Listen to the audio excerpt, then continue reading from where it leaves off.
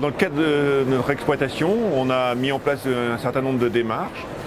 Par exemple, on a planté sur notre exploitation depuis une dizaine d'années environ 2 km de haies, avec plusieurs vocations. Vocation à entretenir de la biodiversité. C'est aussi un accueil des auxiliaires qui sont favorables dans l'exploitation globale, mais aussi principalement sur la pomme de terre, et ce qui nous a permis de réduire de façon très importante l'application d'un certain nombre de produits phytosanitaires, par exemple je pense aux insecticides.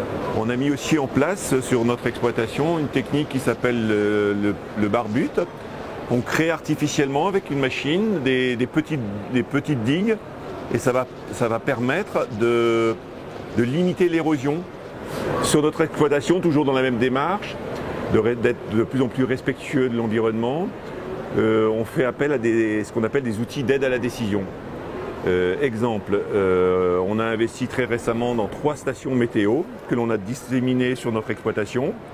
Ces stations météo vont envoyer une information, pluie, humidité, et c'est ce qui va nous permettre de faire des applications phytosanitaires uniquement si c'est nécessaire. Autre technique qu'on essaye de développer, c'est l'application d'engrais après une lecture et une visualisation par un drone au-dessus des parcelles.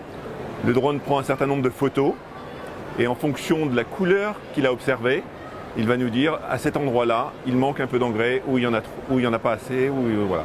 Et donc ça permet d'être extrêmement précis dans l'application et l'apport d'éléments fertilisants.